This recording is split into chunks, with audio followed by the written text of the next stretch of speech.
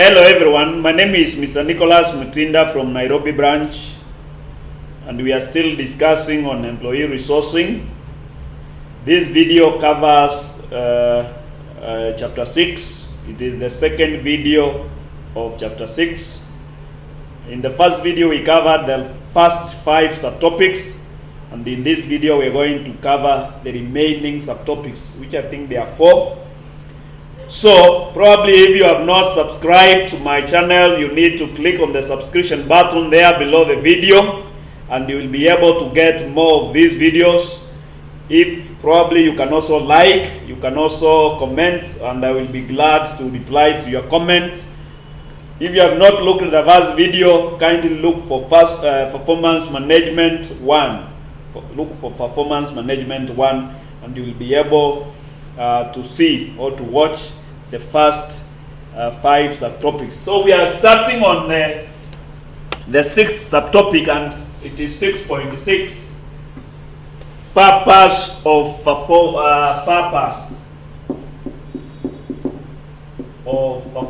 management.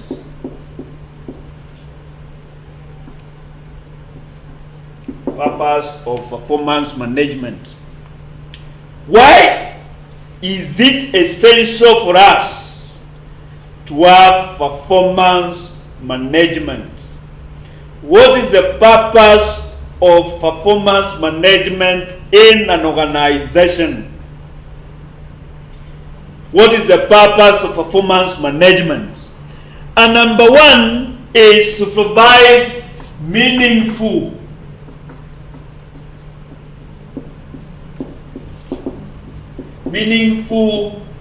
ongoing feedback. Now, when we were discussing in the first video, we said performance management is an ongoing communication between the employer and the employees, between a supervisor and his employees, between a subordinate and his supervisor, an ongoing communication.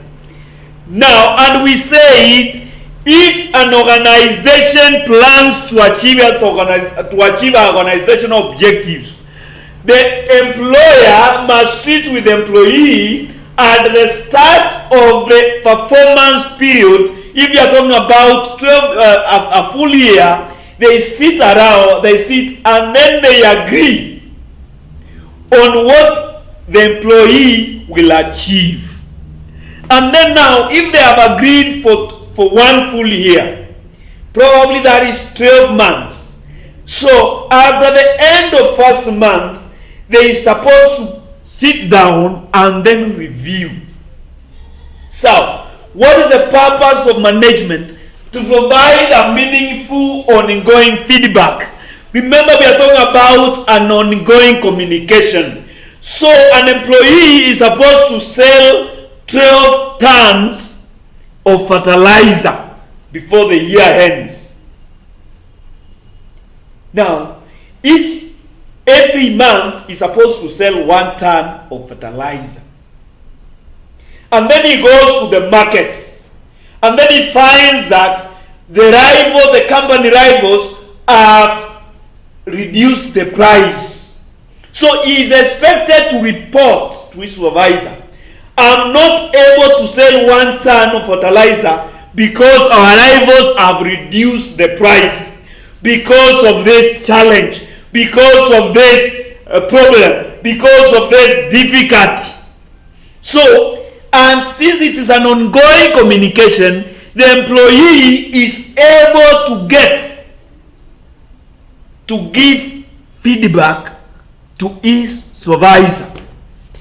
So when we are talking about providing an ongoing feedback, the supervisor is supposed to get a feedback every now and then, regular feedback, in order to ensure that they are able to solve problems that might arise within the organization. Feedback is more effective. Feedback is more effective when delivered promptly. So, if an organization requires to develop, requires to ensure it achieves the organization objectives, it must be getting a feedback promptly for decision breaking. For instance, when we talk about that example of selling fertilizer, and then you find you have been selling your fertilizer at 15,000 for 50 bucks. Now, your rivals have reduced that probably to 13,500. You need to get a feedback promptly in order for the organization to determine, in order for the organization to make a decision. Does it continue selling at 15,000 or does it need to react to the price changes by our rivals? And that's why we are saying performance management, one of the purposes of performance management is to ensure that there is a ongoing feedback, there is a meaningful ongoing feedback in order for the organization to be able to make prompt decisions that will enhance, that will ensure that it continues in its path of achieving an organizational objectives. So performance management, one of the purposes is to ensure that there is an ongoing feedback, because ongoing feedback is able to solve problems which may arise, is able to make decisions, is able to come up with reaction measures, to come up with changes, appropriate changes, to ensure that the organization continues on its development path, continues on its path of achieving greatness. Number 2 is to encourage teamwork.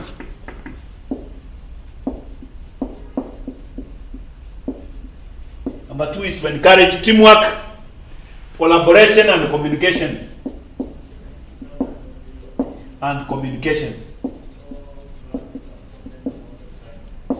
Remember, you are talking with your supervisor. The employees are talking with one another. The employees are talking with their supervisor. The employer is talking with our employees. Now, that talking, ongoing communication, brings about teamwork. What were you able to achieve last week? Last week I was able to achieve this and this and this. Last week I encountered these challenges. I encountered these difficulties. I encountered these problems. That develops a teamwork, because it is able to bring a collaboration. It is able to encourage communication, because for you to have performance management, communication is a key requirement. It's a critical aspect of performance management. So one of the purposes of performance management is to encourage teamwork, is to encourage collaboration, where you are working together as a team, where you are collaborating in order to achieve the organizational objectives. It encourages communication among the employees and between the employees and the employer, between a supervisor and a subordinate. It encourages teamwork, collaboration, and communication. And there can never be performance management unless there is an ongoing communication. Number 3 is to ensure that everyone is achieving objectives. Ensure achievement of objectives, of goals or targets. Where there is no performance management, people may not be able to achieve their goals. People may not be able to achieve their targets because they are not being followed. Nobody is questioning them. Nobody is communicating to them. Nobody is knowing their challenges. Nobody is knowing what they are facing in the market. So when there is performance management, it ensures that everyone in the organization is able to achieve its targets, is able to achieve its goals, because where there is a problem, it is solved. Where it requires some support, the support is given. So everyone in the organization is able to achieve our objectives. Remember, a supervisor has been given targets. He can only achieve those targets through the efforts of others. If the others are able to achieve their targets, then the supervisor, the manager, is able to achieve their targets. And that's why we are saying, where there is performance management, each of the employees, everyone in the organization is able to achieve his or her targets, his or her goals, because they have been given targets. There is performance management, there is ongoing communication. When there is a problem, the problem is solved. When there is a challenge, the challenge is addressed. When there is a difficulty, support is given. So, why would that person not be able to achieve their target? So, third purpose of a performance management is to ensure everyone is able to achieve their goals or their targets. The next one is to ensure that you remain focused. Employees remain focused. To ensure that employees remain focused. To ensure that employees remain focused. Focused on goals. Yes, you will not come to the office and then start doing your own things. You may not come to the office and start doing your own things, because at the end of it, you have to give an account on how far you have achieved your targets, on how far you have worked, on how far you are in terms of achieving your targets. So you remain, performance management ensures that employees are able to remain focused, are able to do the most relevant things. They are able to devote their time, to devote their resources, to devote their energies in achieving the organization objectives, in achieving their targets, because there is somebody who is checking what you are doing. There is somebody who is checking on what you are doing.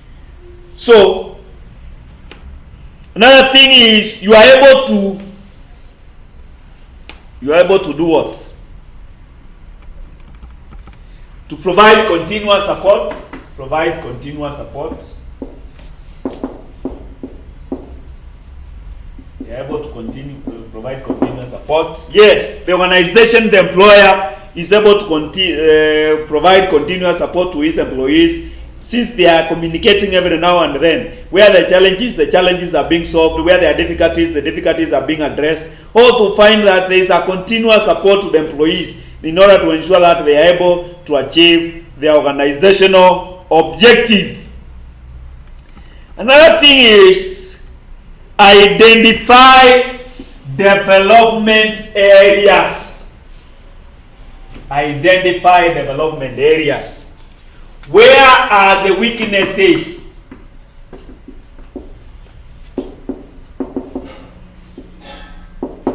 Where are the weaknesses?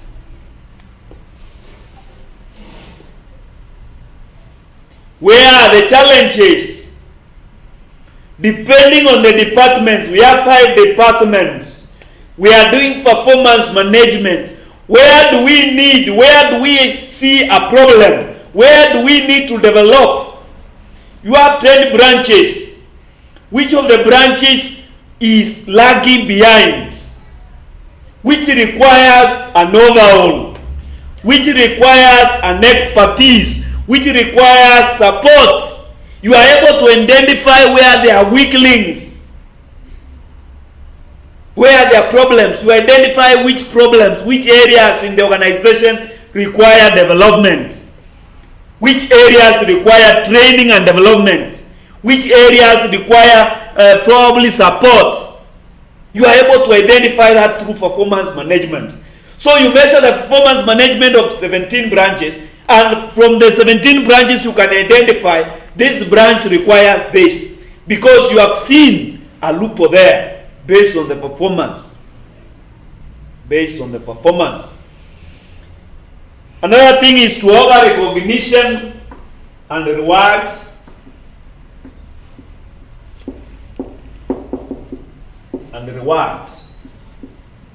Who are the best performing employees in this organization? You recognize them. Who was able to achieve their target? So and so was able to achieve his target 150%. You have identified this guy is the employee of the month. You recognize this guy has performed quite well. He'll be given a present. He will be given a vacation, a fully paid vacation to overseas.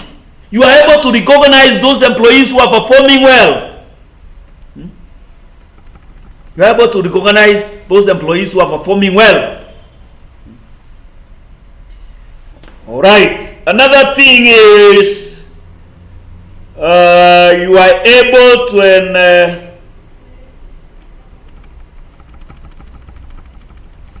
make sure employees are engaged and happy. Yeah, definitely when there is that ongoing communication. When there is that ongoing communication, employees definitely they will be engaged and happy, because wherever they raise issues, they are being addressed. Remember, there is an ongoing communication. There is a collaboration. There is a teamwork. So that creates an environment where the employees feel engaged, feel satisfied, feel happy, because they are being engaged. And another very crucial one is provide employees with a clear career path. Now, how is this possible? Remember, we said management, when we were talking about, I think, 6.2 in the first video, the manager or the supervisor sits together with the employee, and then they agree on what is to be achieved. Now, in this sitting down, in this communication, definitely you will identify what are the strengths of this employee, and you advise him accordingly. What are the strengths? If he is working his place at the counter to serve customers, to do telling services, is he able to perform in that telling services? If he is placed in the counter where loans are being issued, is he able to perform there? If he is placed in the customer service where there are inquiries, is he able to perform there? And based on that, you are able to give a clear career path. So, you do to work as a teller, you find you are working 70%, you achieve your targets. You work in loans, you achieve 80%. You work in the customer care service, you acquire 95% or even 120% of the targets. So, based on that, career service is where your career path should be, because that is where you perform more better than those others. And then you find out this is coming based on the performance management, because the organization is able to assess performance. So it is able to identify, the employee is also to identify where his strengths are or where his strengths lie. All right. Another thing, a very key issue is to take corrective actions. Corrective actions. So you realize there is a problem, and it is in January. Remember, we have set targets for the year. So in January, and you realize there is a problem, you can take corrective actions in January, when it is very early. Now compare that when there is no performance management, and you will wait for the organization to meet at the end of the year to assess or to look at how the organization has performed. How will it that be? Probably the corrective actions which should have been done in January, they have dragged for the whole year, and the organization was not able to achieve our organization objective because corrective actions were not taken in good time. So correct performance management ensures that the organization is able to take corrective actions in good time. It enables the organization to take corrective actions. If the employee is not performing, is becoming a liability, you better dismiss him in January and replace him, other than waiting up to the year end when you are paying him all the full salary, when the organization has lost, and you can do too much too little. So you are able to take corrective actions because you are doing performance management. Where you need to change the prices, like I said, you can change it. Where you need to adopt a different strategy for the organization, you can do it in very good time. Another one is to determine a good leadership, how leadership can motivate and coach. You coach, remember we talked about where they sit, so you can be able to be a good leader, you can be able to coach the employee based on its, on his or her strengths. Improve your bottom line, you can also improve your bottom line. So I think that is all about 6.6 purpose of, that is all about purpose of performance management. So we look at 6.7 methods of performance management.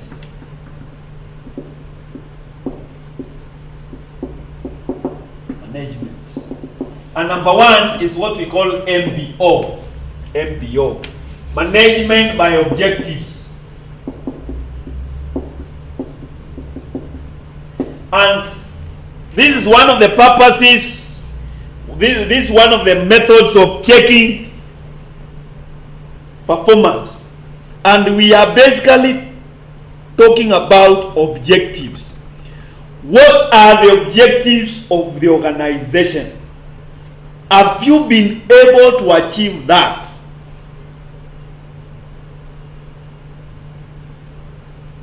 Have you been able to achieve that? What were your targets? Have you been able to achieve those targets? By objectives, management by objectives. You don't achieve your targets, you don't achieve your objectives, then you have failed as an organization, you have failed as an employee, you have failed as a department, you have failed as a branch. Because performance management here is measured by objectives. So this is a method where managers and employees together identify, plan, organize, and communicate goals. After setting clear goals, managers and the subordinates periodically discuss the progress made to control and debate the visibility. Yes, you sit down, identify, plan, organize, and communicate the goals. If you are able to achieve that, the organization has performed well. If you are not able to achieve that, the organization has not performed well. As simple as that. Management by objectives. Number two, 360 degrees feedback. 360 degrees feedback. And here we are talking about 360 is where it goes round. This is what we call 360. From here, you see from drawing from here. You see from here up to here is 180 degrees. So from here up to here is another 180 degrees. So when you are talking about 360, you are talking from here up to here. So what we mean here is everyone in the organization assesses one another. There is an assessment all across the organization. The employee are assessed by the supervisor. The supervisor is assessed by the employees. That is one aspect. Another aspect is feedback is gotten from everyone in the organization. All through, there is feedback. All through the organization, all through the employees, everyone in the organization is getting a feedback or is giving a feedback. 360 degrees. It encompasses everyone. The employees are also able to assess the employer. The employees are able to assess their supervisor. The supervisor is also able to assess the employees. It's a 3-degree feedback. All through 360. Hakuna kitu imebaki. Ni everywhere. Everyone. Daily. 360 what? Feedback. In 360, every employee in an organization appraises all his or her managers, peers, customers, suppliers, and also a self-evaluation. And we have seen this. These are training institutes. And training institutes, we train our customers. So we find we are lecturing to the students, we do a CAT, and we do an exam. We mark for them. But then in the middle of the semester, out towards the end of the semester, the students are also able to assess the lecturers. Has the lecturer been delivering? Has the lecturer been covering the syllabus? Has the lecturer been teaching relevant things? Has he been giving relevant examples? And those are what we are calling a 360, because now we are assessing the students and the students are assessing us. At 360 degrees. The supervisor is supervising me, but then I have an opportunity to assess him on how I think he has performed. A 360 degree feedback. Now the next one is assessment center method. Assessment center method, and this is whereby we talk about social related situations. Social related relations. Social situated relations, and this is whereby the group goes for probably for a team building function, and then now based on that, employees are assessed to take part in exercises like in basket work groups and simulations, and they are able to assess one another in those team periods. The other one is whereby we talk about BAS, Behavior Anchored Rating Scale. BAS, Behavior Anchored Rating Scale. So what is your behavior? What is your behavior? And this can be able to measure qualitatively or quantitatively. Your behavior can be able to measure your quantitative performance and your qualitative performance.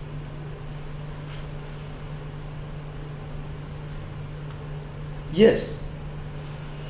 It is able to measure.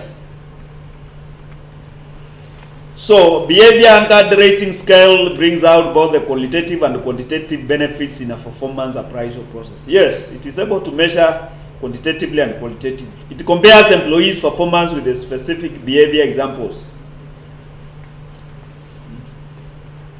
So if an employee is always coming late to the workplace, do you expect that employee to be able to achieve his objectives? That is a behavior. Behavior is you are coming late to the workplace. Are you able to perform? Do you expect that employee to be able to perform? An employee is in the workplace, but he is on the social media all through. Do you expect that employee to perform? And those are what we are calling behavior anchored rating scale. And you are measuring both quantitatively and qualitatively. How, at what time do you enter into a class? A class is you are supposed to enter into a class at 9:30. By 9:30, are you in class? Because that is a behavior.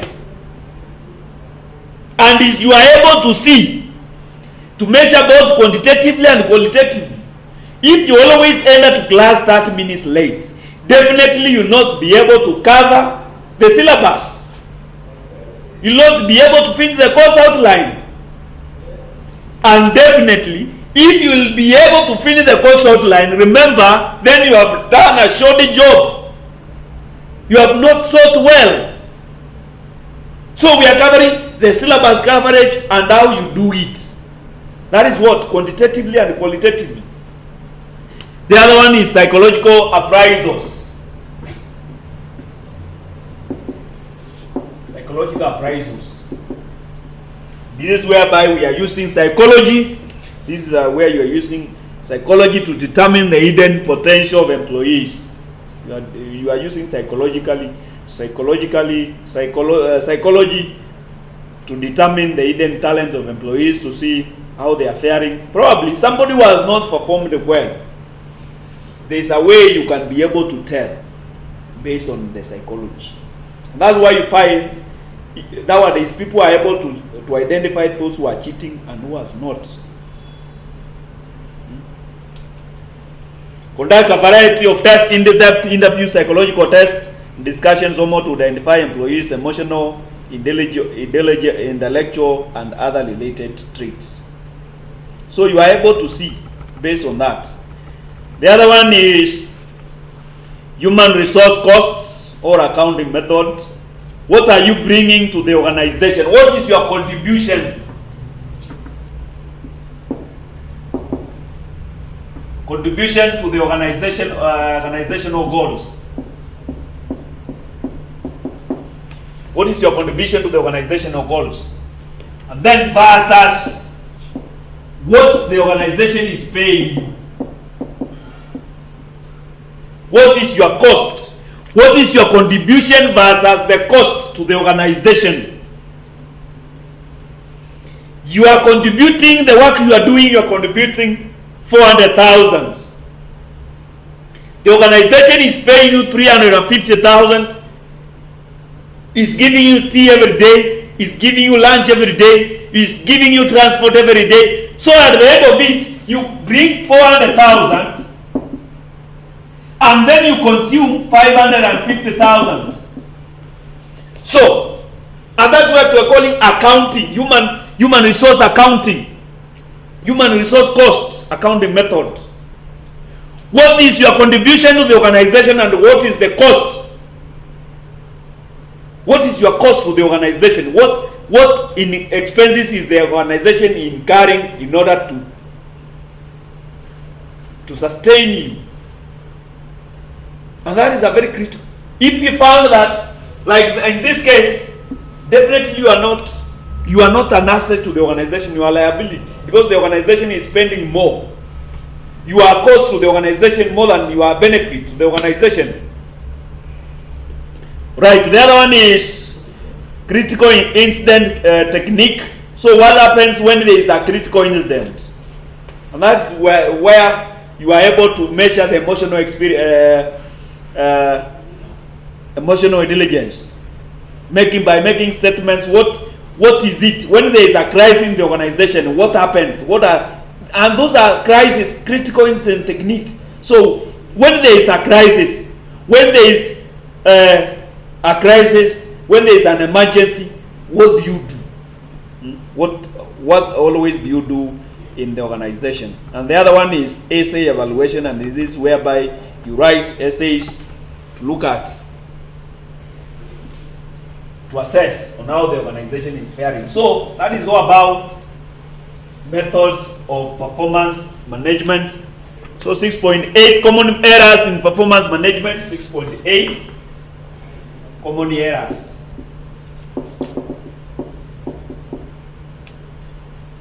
Common errors in performance management.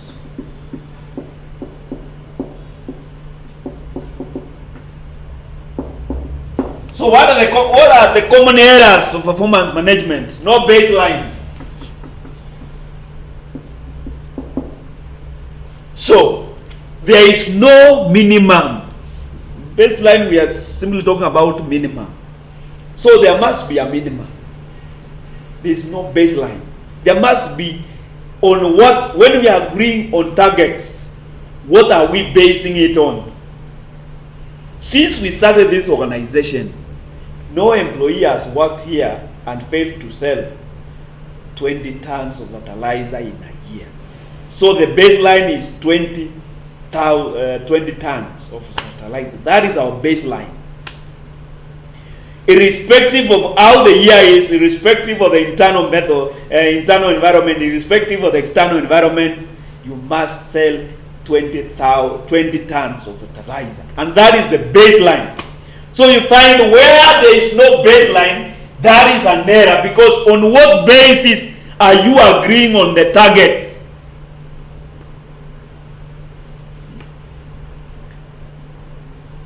In my experience as a lecturer, in my experience in lecturing,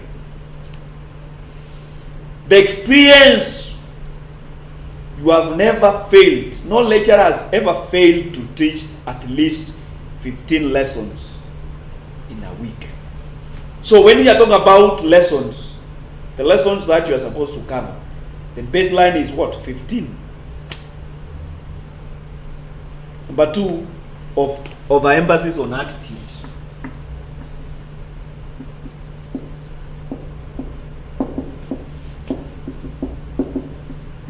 You are emphasizing on attitude. You leave the other things. Overemphasis on attitude.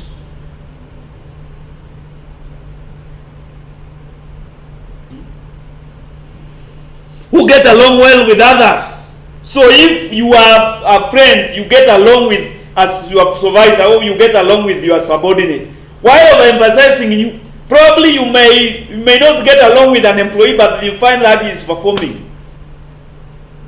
So why are you emphasizing on attitude? And it might bring problems. Influence of halo effect. Influence of halo effect. You are feeling high. That's where the moment, the effect where you're feeling you are satisfied.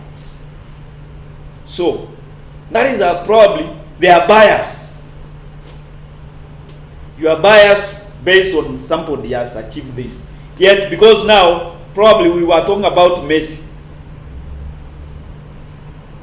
when we talked about talent management.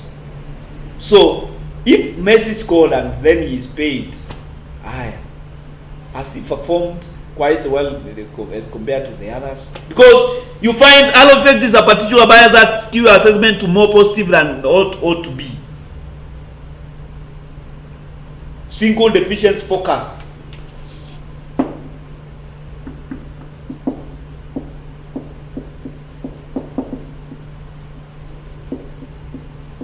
Why are you focused only on numbers? Yet this employee achieved other things which are valuable to the organization. You are focusing on just one aspect. Why are you focusing on just that single? Probably you are talking about somebody comes late, but he is able to perform. Why are you focusing on coming late? I'm teaching 5 units. Why are you focusing when students fail just in 1 unit? Why are you focusing on that yet I've achieved in the other 5, in the other 4? Single what? Deficiency focus. Another one is ignoring the entire timeline, where you ignore a specific period performance reviews. Why are you talking about the end of the year? Why are you ignoring all the others? Because the employees, and that's why to ignoring the entire timeline. If we are talking about, and these are common errors, and we have seen this.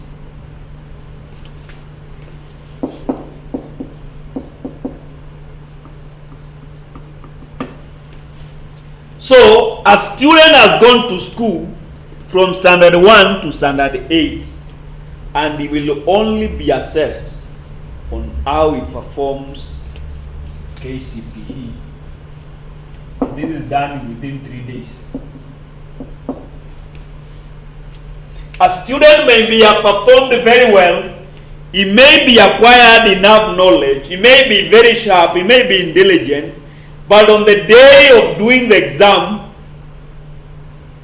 he is sick. So he is not able to perform quite well in the KCPE. So why are you basing it on just 3 days exam? Why are you basing it on just, this is done in a month? Yet the student was there for 4 years. And that's why we are saying you are ignoring the timeline. You are supposed to look at all the time, all the period.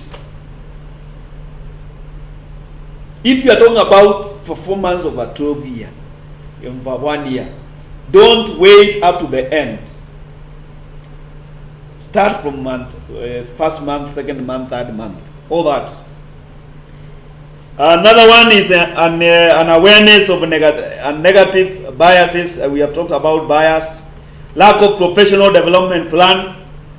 Remember we said the purpose is to ensure that you are able to see where there are plans, where there are loopholes, where they require development, where they require some tuning.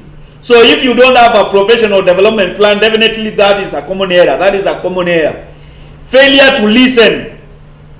The employees have not been able to perform because of 1, 2, and 3. But they are telling you this is a problem, this is a problem, kindly support us, kindly address this challenge, kindly do this, and you are not listening to them. And that is a common error of performance management.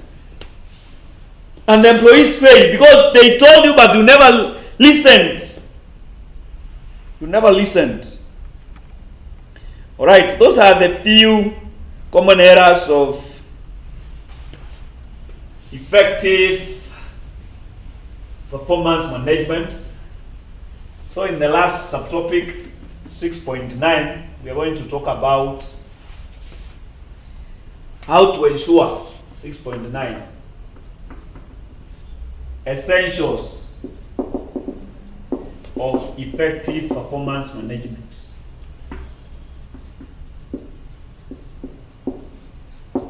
What is each essential? What is that which makes effective performance management to be effective? And number one is a clear vision.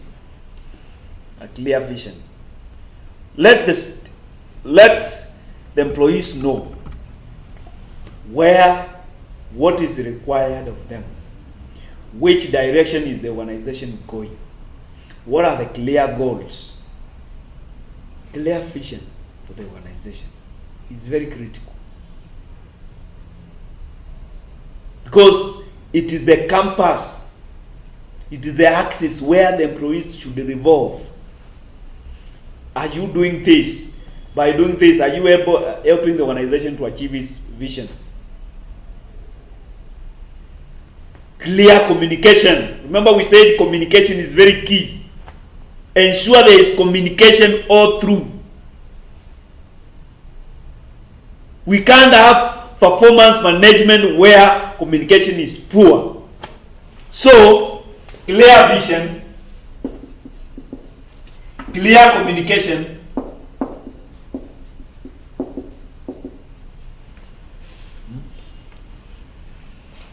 engage the employees, support the employees.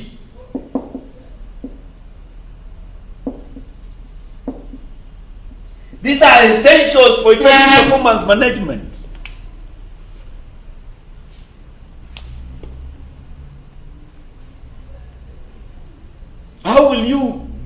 performance management without engaging the employees?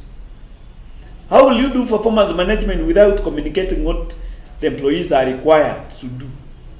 What do you do? How will you do performance management if there is no clear vision, clear direction, clear goal of the organization, and they are supposed to be understood by all the employees? Openness.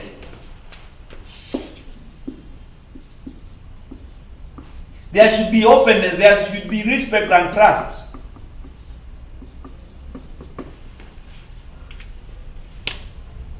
Respect and trust is very key. Because if employees do not respect you, if you do not respect the employees, how do you expect them to perform better? How do you expect them to tell you the truth?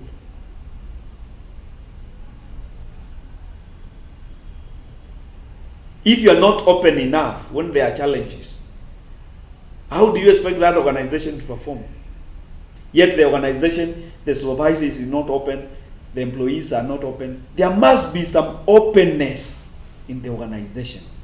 There must be fairness. The way you treat employee A is the way you treat employee B. If you tell employee A is supposed to sell 20 tons, let employee C also sell 20 tons. There is fairness. The employee Y has been given a vehicle to sell fertilizer using a vehicle. Employee Z should also be provided with transport. There is fairness. Another one is appreciative. Appreciate when employees perform well. Appreciate. Oh, well done. Well done. Employee has been given a target. He has achieved almost 95%. Don't castigate. Don't vindicate. Don't quarrel that employee has already done his best. 95% is not a joke. Appreciate that.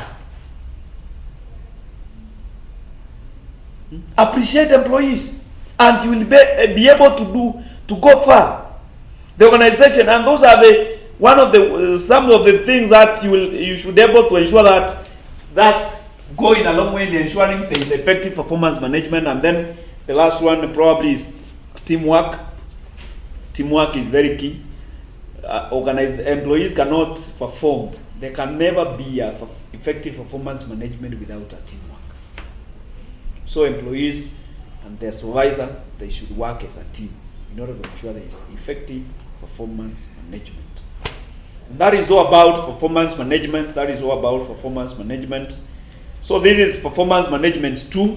If you have not watched the first one, it's called performance management 1. Kindly look for it, and you will be able to get it. If you have not yet subscribed to my channel, kindly click on the subscription button there below the video, and you will be able to get more of these videos. So kindly subscribe. It's free.